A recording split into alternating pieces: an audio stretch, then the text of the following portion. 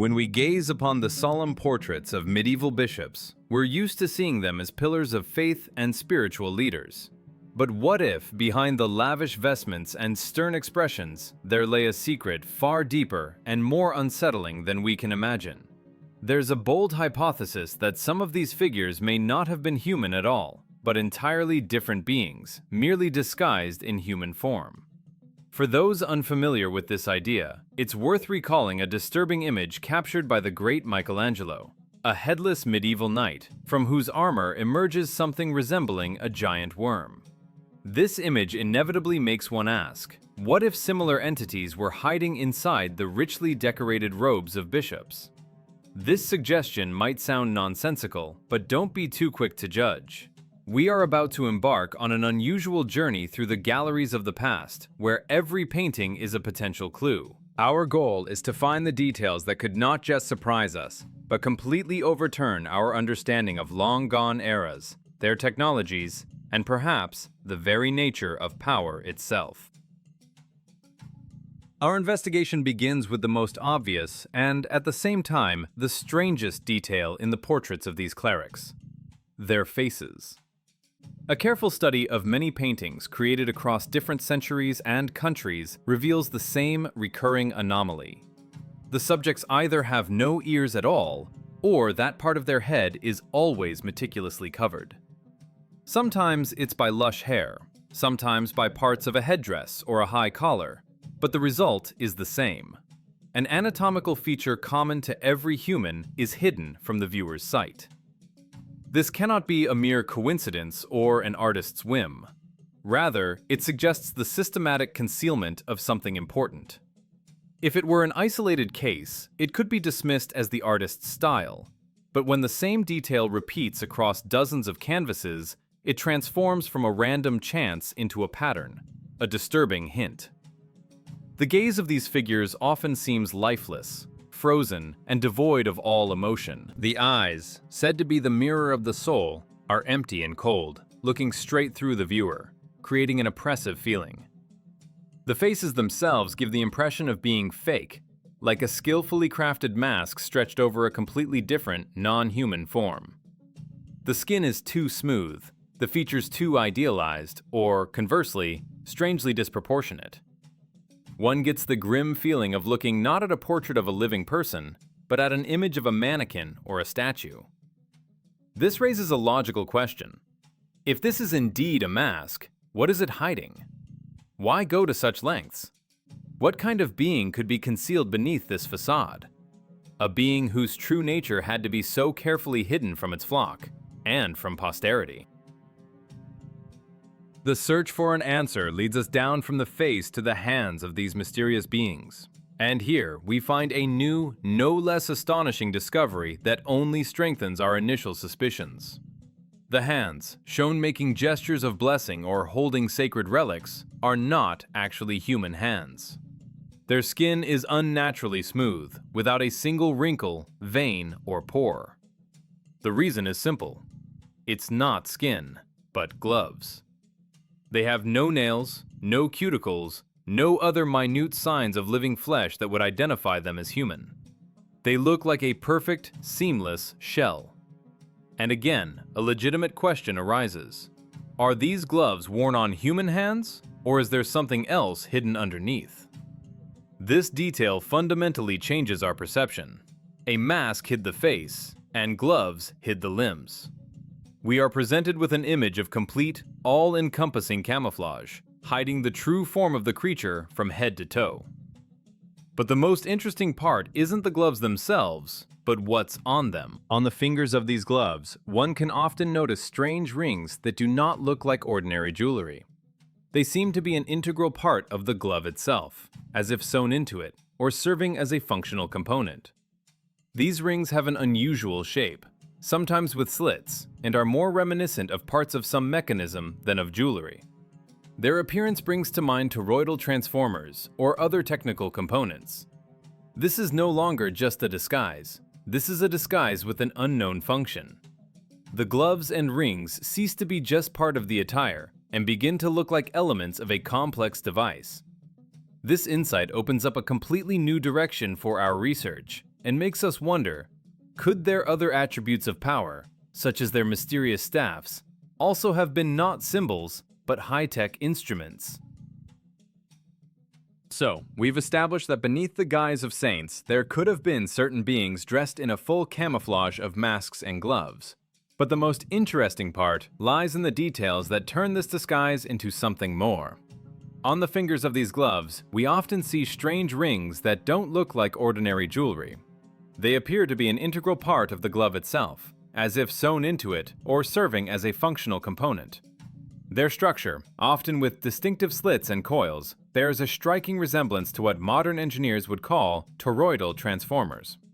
This is no longer just a piece of jewelry to display status. It is an element with a potential technical purpose.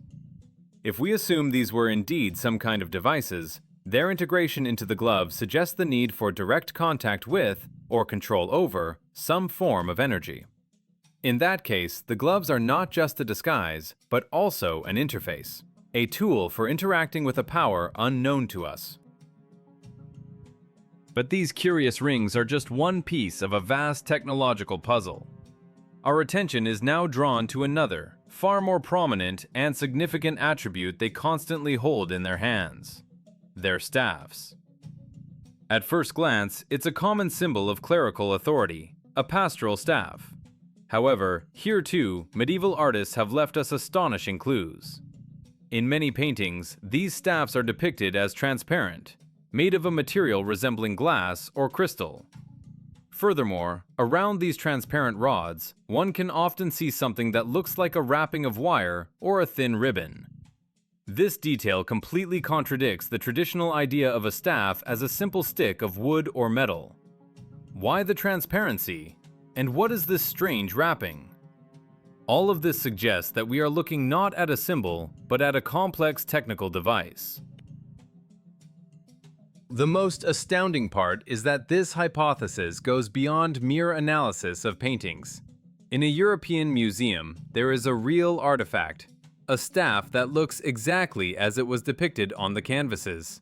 It is indeed made of a transparent material, which confirms that the artists were not inventing this detail, but were painting it from life.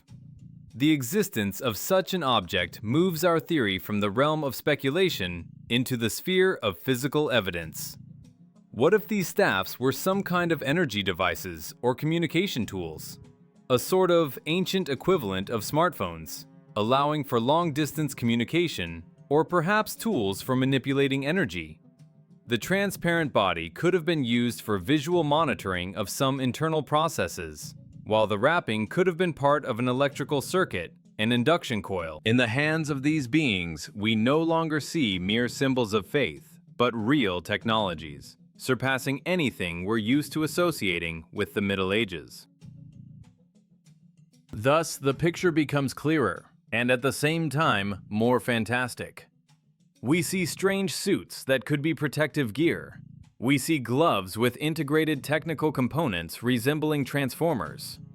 We see complex instruments in the form of transparent staffs. All these elements combine into a single system designed to work with some powerful force. But what was it all for? What kind of environment required such complex and unusual equipment? What invisible but powerful force did they need protection from? And most importantly, what energy did they use and for what purposes? The answer to this question may be hidden in the most unexpected place, in the architecture and purpose of the ancient temples themselves. Strange suits, gloves with incomprehensible devices, and complex instruments in the form of transparent staffs. All these elements seem like scattered pieces of one big puzzle. To put them together, we need to answer the main question: in what kind of environment would such specific equipment be necessary? The answer might be as shocking as it is logical. It lies not with the beings themselves, but in the place where they operated: the ancient temples. There is a theory that these majestic structures were not just houses of worship. Their architecture, tall spires, domes, an abundance of metal elements, and precise alignment with the cardinal directions, could have served an entirely different, utilitarian purpose. The temples could have been gigantic installations, a kind of power plant designed to collect and accumulate a powerful, free energy. Atmospheric electricity. These structures, like giant antennas reaching for the sky, could have captured the potential difference between the Earth and the ionosphere, concentrating colossal energy within their walls. If we accept this hypothesis, all the strange attire of the clergy instantly acquires a frightening but crystal clear meaning. To safely exist and work in such a place, at the epicenter of a high-intensity electric field, one would need not just clothing, but a full-fledged protective suit, a high-tech piece of equipment thought out to the smallest detail. And the traditional ecclesiastical vestments fit this description perfectly. Let's break them down layer by layer, like the instructions for an electrician's suit. The long undergarment, usually made of linen, acted as the main insulator, a dielectric layer separating the body from the outer conductive layers. This is a basic principle of electrical safety. Over this insulator, the outer garments were worn, tunics and robes, richly embroidered with gold and silver threads. Gold is one of the best electrical conductors. Thus, all these golden ornaments and patterns were not just a display of wealth, but the creation of a continuous conductive mesh on the surface of the suit. The culmination of this protective system is its conformity to a principle known in modern physics as a Faraday cage, or Maxwell cage. A massive, polished gold plate on the headdress, the diadem, served as the upper contact of this cage. Together with the metallized clothing, it created a closed, conductive cocoon around the person. Any external electrical charge would flow along this conductive surface without affecting the person inside. A person in such attire could safely be in an environment that would be fatal to anyone unprepared. Even a detail like the golden bells on the hem of the robe finds a technical explanation. It wasn't a musical instrument, but a kind of sound alarm, a primitive sensor. Upon entering a zone with a high electrical potential, static electricity would cause the bells to ring or vibrate, warning the wearer of their approach to a dangerous field. Now it becomes perfectly clear why these beings had masks and gloves. These were the missing elements of the protective suit, completely isolating the body from the external environment. And the mysterious electrical device staffs and transformer rings on the gloves are transformed from symbols into working tools. They were devices for interacting with the collected energy, for directing and using it. The mystery of their strange appearance is solved. It was not a whim, but a functional necessity, a condition for survival and work in a world of high energies. But this solution to one mystery gives rise to the next, even larger one. If they learned to collect and safely control such colossal power, what was this energy capable of? What tasks did they solve with its help? And how were these actions perceived by ordinary people who had no idea about the laws of physics? Now that we have imagined temples as giant power plants and clergy as operators in high-tech protective suits, we arrive at the climax of our investigation. By connecting all the previous parts, we can propose a hypothesis that redefines the very essence of religious miracles. If these mysterious beings had colossal, controllable energy and advanced technologies at their disposal, then perhaps everything that has been considered divine intervention for centuries was nothing more than a demonstration of this technology to the uninitiated? All the miracles were simply the workings of their equipment, the laws of physics that the common people of that time mistook for a manifestation of supernatural power. Let's consider the most famous examples. We'll start with the most common attribute of holiness, the halo. The shining aura around a saint's head, which we see in thousands of icons and paintings, finds a simple and logical explanation in the context of electromagnetism. In an environment with a high-intensity electric field, the air around conductive objects begins to ionize, creating a visible glow known as a corona discharge. A person's head, especially when wearing a metal headdress or diadem, which we've already identified as part of a Maxwell cage, would be the perfect place for such an effect to occur. To an unprepared observer unfamiliar with physics, this glow would be undeniable proof of divinity. The same explanation applies to another phenomenon often described in the lives of saints: hair standing on end. This is a classic result of a strong electrostatic field. What is a simple school experiment for us was a sign of a higher power's presence for a medieval person. Let's move on to the miracle of communication with the higher world. Recall the tradition. Icons in temples are often placed where a vision of a saint or some other apparition occurred. But what if cause and effect are reversed here? What if the icon is not a monument at the site of the vision, but the very device through which the vision was transmitted? In our technological paradigm, icons, especially those richly decorated with metal and crystals, could have been a kind of screen, receivers for video communication. The appearance of a saint was, in essence, a communication session with gods or operators located elsewhere. This idea no longer seems so fantastic if we recall sacred texts. Remember how Noah received extremely precise, engineering-level instructions from God for building the ark: dimensions, materials, techniques. This sounds less like a mystical revelation and more like receiving a technical specification via a communication device, a kind of ancient radio. But the technology wasn't limited to light and communication. It could also control matter. Consider the phenomenon of levitation. Many Catholic cathedrals have high pulpits and tribunes from which the priest addresses his congregation. The very architecture of these cathedrals, with their huge vaults and perfect acoustics, makes them giant resonators. In modern science, there is the concept of acoustic levitation, where powerful, focused sound waves of a certain frequency can make objects float in the air.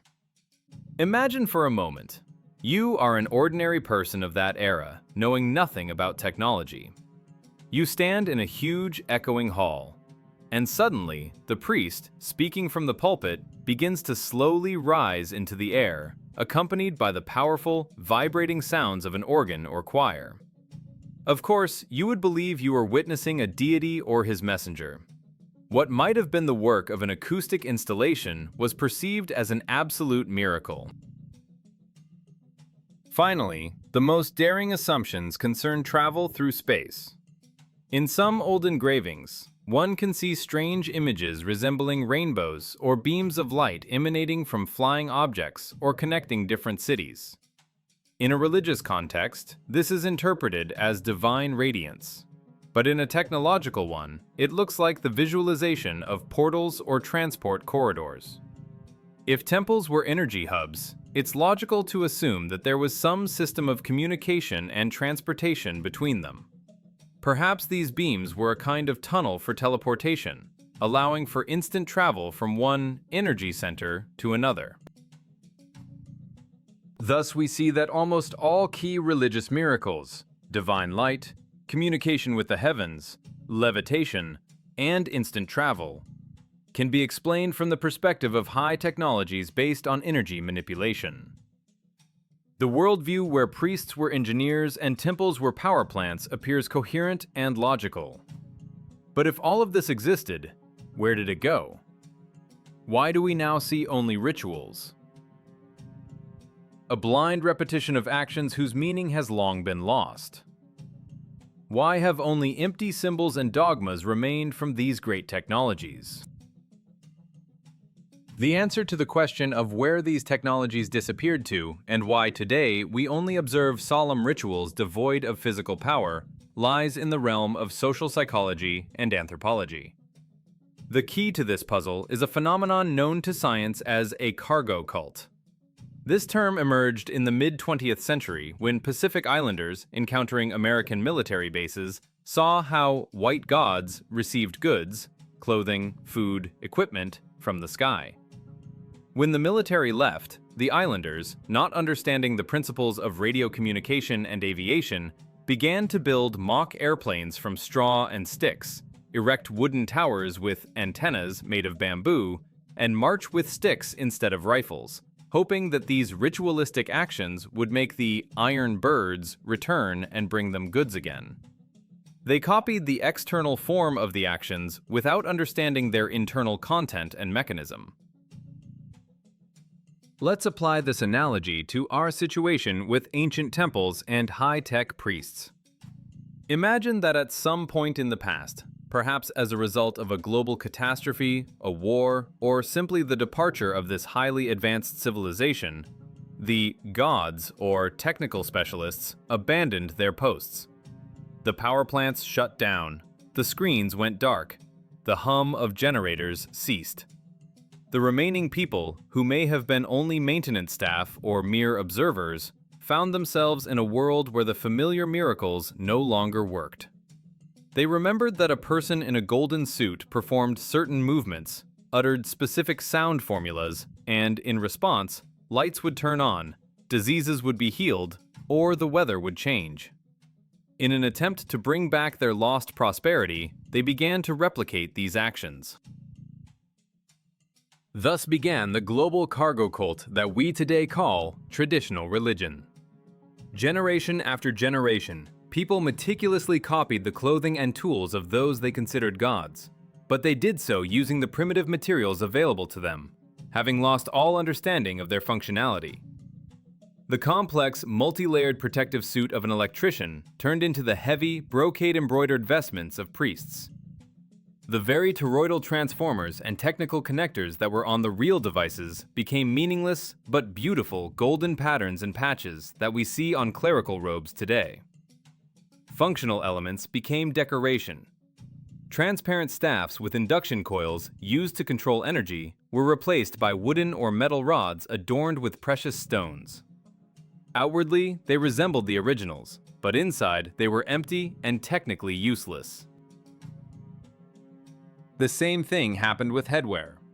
The Maxwell cage and complex communication helmets, which concealed the absence of human ears or protected hearing from noise, transformed into mitres and klobaks. The fabric lappets hanging from the headdresses of modern bishops are a vestige, an echo of the headphones or insulating elements that once had a practical purpose. Now they are just strips of cloth whose meaning even the wearers of these traditions cannot clearly explain. The rituals are also preserved operating instructions. The burning of incense could have originally been a disinfection procedure or a way to create a specific gaseous medium necessary for conductivity or for visualizing beams of energy. Chants and bell ringing were attempts to recreate the very acoustic resonances that initiated levitation or opened communication channels. But without the proper equipment and precise knowledge of frequencies, it all turned into mere music and aromatic ceremonies. The period of the 15th to 16th centuries, to which many of the paintings we've examined belong, was likely the time when this cargo cult was finally canonized. It was then, on the ruins of forgotten technologies, that the visual and ceremonial style that has survived almost unchanged to this day was formed. The artists of that time might have still seen remnants of the real devices or their depictions on older artifacts, which is why their canvases show strange hybrids. Technology that no longer works, but has not yet been fully stylized into a magical object. They were capturing the moment of transition from engineering to mythology. Ecclesiastical paraphernalia, therefore, appears before us as a giant museum of non-working technical mock-ups. Golden plates, chalices, complex candelabras. All of these could be copies of capacitors, resonators, and control panels. For centuries, people have polished these objects, treating them with awe and fear, believing in their sacred power, while in reality they are worshipping cargo, goods whose meaning has long been lost. The concept of sacredness, the idea, "do not touch the holy object," might have originally been a simple safety precaution. Don't touch, high voltage will harm you. Over time, the warning about danger transformed into a religious prohibition, and the high voltage zone became an altar, accessible only to initiates in protective suits. In this light, our entire history and culture demand a radical reassessment. What we are accustomed to considering an ancient spiritual tradition may turn out to be nothing more than a grand, millennia-long imitation of a great technological past.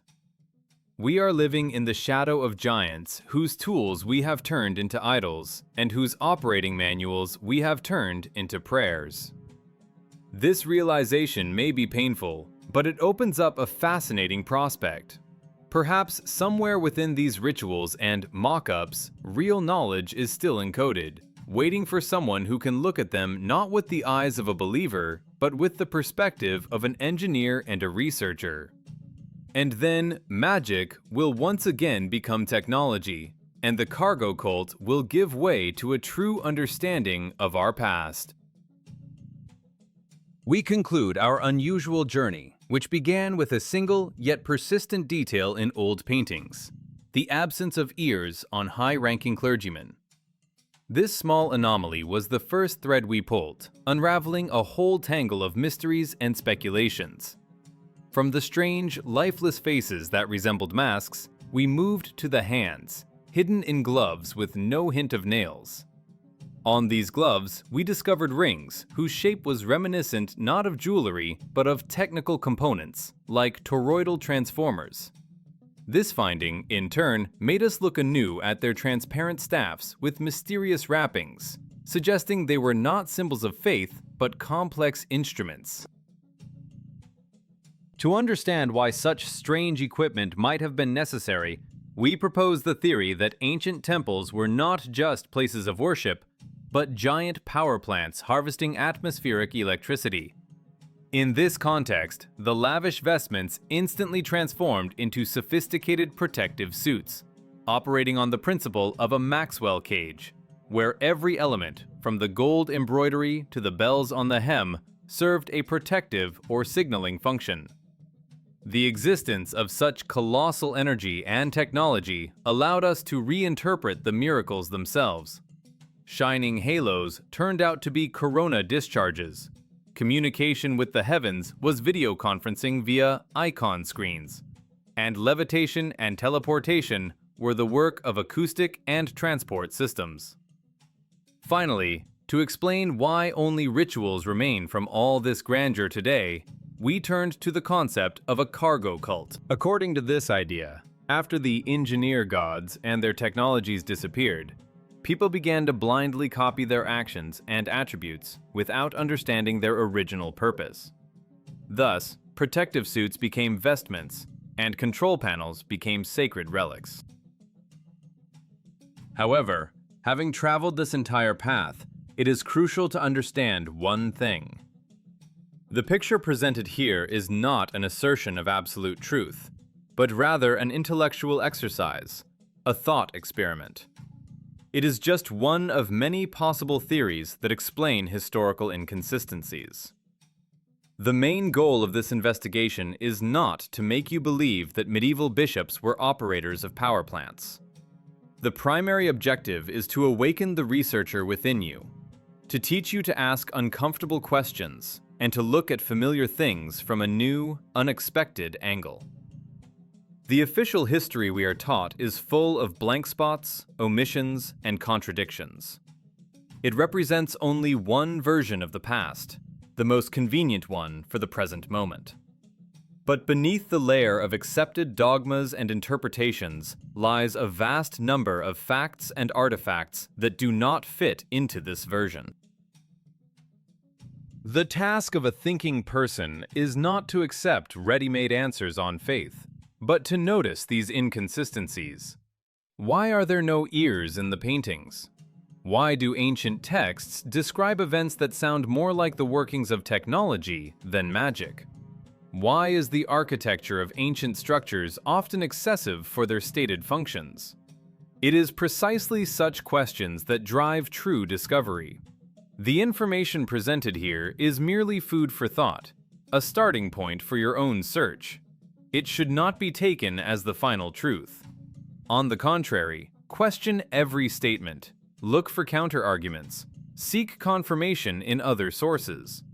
The real value is not in accepting this or any other alternative theory, but in developing a habit of critical thinking, of independently analyzing information. The call remains the same. Be curious, but be rational. Our history is often surrounded by many mysteries, and we shouldn't dismiss them just because they don't fit into a school textbook. But at the same time, we shouldn't blindly rush into any theory, no matter how beautiful or coherent it seems. Check everything yourself. Compare facts. Learn to distinguish logical assumptions from outright fantasies. History is not a frozen monolith, but a living, constantly changing organism that we come to know with each new discovery. What else is hiding in plain sight, on the canvases of the great masters, in the pages of ancient books, or in the stones of ruined cities? What other artifacts are waiting not for an archaeologist, but for an engineer to reveal their true purpose? The answers to these questions may be closer than they seem. After all, the greatest story is the one you discover for yourself. By asking the right questions and not being afraid to search for the answers, wherever they may be hidden.